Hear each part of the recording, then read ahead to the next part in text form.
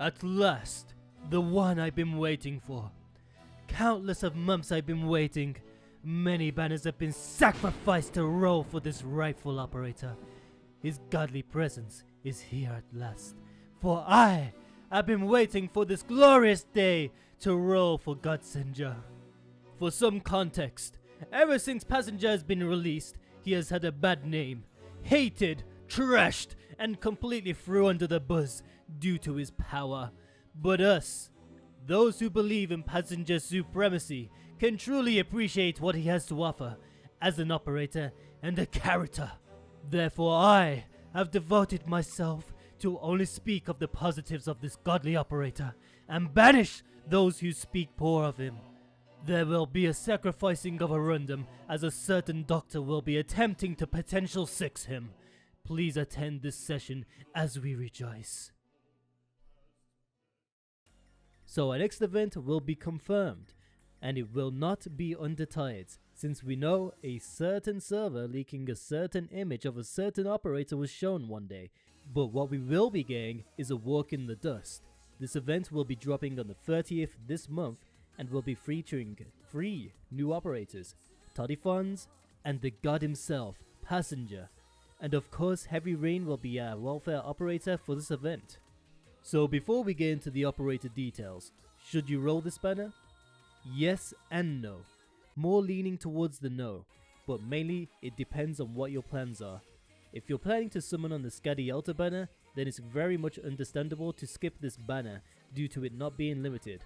Also, jokes aside and memes aside, Passenger is not the strongest operator due to being in the class of AoE casters and naturally having high DP costs, low attack, and being outperformed by lower star casters quite literally, while also not performing the greatest outside of his buff we will get in the future.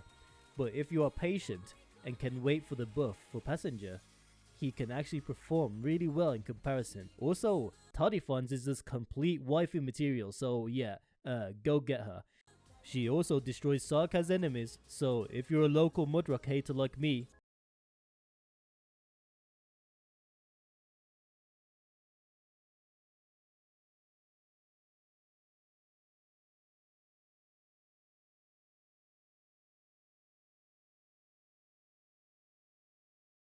go, just have to get that one out the way real fast. Very good. Then you're going to love her. So all in all, this banner is very skippable due to Passenger's underperformance as a 6-star, while Toddifons is also kinda situational. There's just so many snipers that do a better job than her. Also, the timing in general for this banner to be released is not the greatest due to the vast amount of limited time banners on the way. Skadi and Kelsit banner is on the way, and that's a banner you would not want to skip out on, so you might want to end up skipping on this banner. Though if you're into Chaincaster archetype, then be my guest and roll for the god himself. But anyway, let's get into those operator details, starting with Passenger. Passenger will be our first 6-star Chaincaster and actually our second only Chaincaster alongside Leezy. Passenger trait allows his attacks to deal arch damage and jump to 4 other enemies. Through each jump, deals 20% less damage and slows the enemy. This is pretty much like the bread and butter for Chaincasters and pretty much their whole gimmick and playstyle. So here we have Passenger's first talent, Mechanism Analysis. This allows Passenger to deal more damage to the enemies when their HP is 80% or more for 3 seconds. And his second talent, Lone Soldier, gives him attack buff when there's no enemies in 4 adjacent tiles. So his talents are actually quite similar to what they do. Basically they're just attack buffs with different conditions. Very self-explanatory. Alright, then on to his skills. His first skill, Touch of Static. This skill allows Passenger's next attack, when charged, to deal increased damage and bounce up to 4 targets. This skill also increases the slow effect from his attacks. With the short SP cost of 6 at skill 7, this skill can actually provide some consistent slows and damage to multiple enemies, though his skill 2 is much more useful when these things are taken into consideration. So his skill 2, Focus Command, gives Passenger increased attack range, a small attack buff, but reduces his attack interval by a lot. It also allows his attacks to bounce up to 5 targets while it's active. The fact that he's able to reduce his attack interval so much allows him to apply his slow effect much more frequently and consistently, while also being able to deal increased damage to multiple enemies. His skill duration is also kinda long at 31 seconds at skill 7. His skill 2 might be like the main skill you want to be using depending on how you like to use Passenger and your playstyle.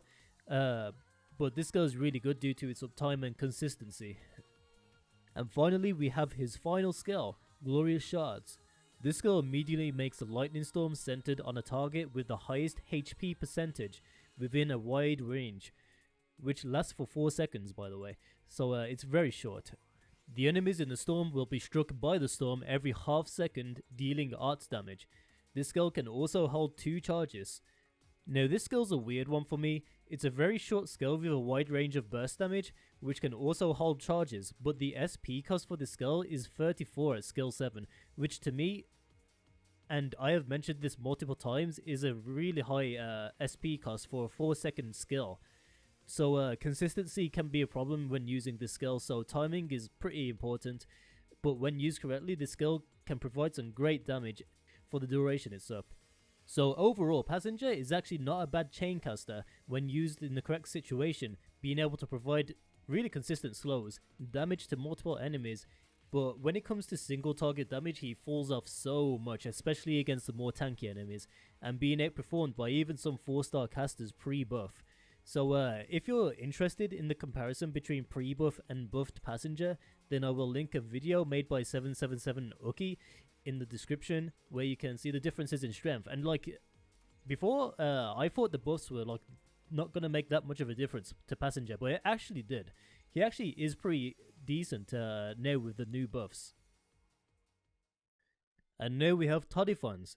Toddifons is our new 5-star heavyweight sniper, so of course she will have that weird attack range, and let's just say she might be a bit racist towards Sarkaz enemies due to her talents, but yeah, we don't talk about that.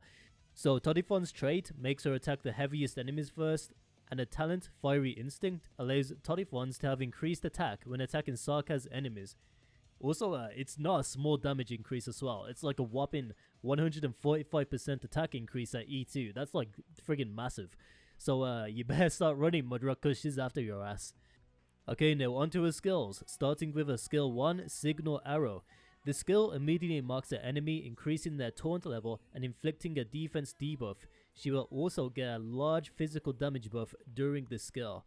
One thing to note about the skill is that it prioritizes heavier Sarkaz enemies.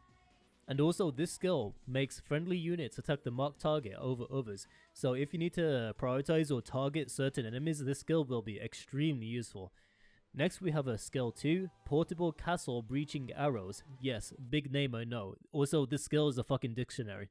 So basically what this skill does is give Toddifons 10 dragon arrows. Similar to how Ash skill 2 works, it has an ammo system and can be cancelled at any time. So these dragon arrows deal extra physical damage. Also the arrows explode after a short duration, dealing additional AoE damage. This skill also increases Toddifons' attack interval. So she's gonna be kinda like attacking hella slow. So overall Toddifons is pretty much like a Sarkaz destroyer who can deal some pretty decent AoE damage. Though unfortunately like there's just so many operators that can do what she does and better. Her S2 sounds good, but the ammo system and long attack intervals really hinders the overall output of that skill. Plus the fact of having to prioritize heavy enemies and Sarkaz enemies, it's just kinda eh. But if you have a thing for hot dragon girls with a massive badass ballista that has a hatred for Sarkaz enemies as well, then she's all you need pretty much. And finally, our new welfare operator, Heavyrain. Or as we like to call her, Jason! Jason! So Heavyrain is our new 5-star defender welfare operator that can also heal and camouflage, which is very unique when it comes to survivability. Like it's super uncommon to have camouflage effects on operators. Heavyrain has the normal trait of being able to defend against 3 enemies, and next we have her talent, Stripped Camouflage. It allows herself and allies within the surrounding 8 tiles to gain 23% physical dodge. This talent is actually surprisingly strong since it's a physical dodge buff not only for herself but for allies, which means a lot more survivability. It's just a shame that it doesn't give anything towards arts dodge, since defenders have a lot of trouble with arts damage and it's their main threat. But to be honest, you can't complain over a wide range physical dodge buff. So next we have her skills, her S1 Emergency Camouflage. So this skill allows Heavyrain's next attack to grant an ally with less than 50% HP, camouflage and recover HP every second for 4 seconds. This skill does not stack if they already have this effect active, and it can also hold up to 2 charges at Mastery 1. The main part about this skill is the camouflage, since her healing is actually super small, and when I say small, I say 70 HP per second for 4 seconds at Mastery 3. This means you will only gain like 280 HP during this active of the skill, which to me is just like hella small. And if you're counting on her to heal your allies, or if you want to use her as a healing defender, you can, but like it's just better to use other medic or healing defenders. But it's great and very handy in dire situations when you need to take off priority on an operator taking damage. Next we have her skill 2, Group Camouflage. This makes Heavyrain stop attacking, increases her defense, max HP, and grants camouflage to herself and 4 allies in adjacent tiles. Now, if you want camouflage, this is the skill you would want to use due to it lasting 17 seconds at skill 7, which makes this skill probably the one you want to prioritize when using Heavyrain due to its supporting allies with camouflage and self-buffing for survivability, which makes her super tanky, by the way. The only drawback is the big SP cost at 48 at skill 7, so timing this skill is key. Overall though, Heavyrain is a really interesting and unique operator due to her ability to camouflage and keep survivability up, though it might be a bit situational since you have to compare her to other defender operators that might help your squad out even more. So that's pretty much it for the upcoming operators that will be coming on the 30th. So a question for you guys, will you be rolling on this banner and why? Because I know this banner is very controversial and I know a lot of people probably won't be rolling on this banner. So I'm very interested, so leave it in the comments.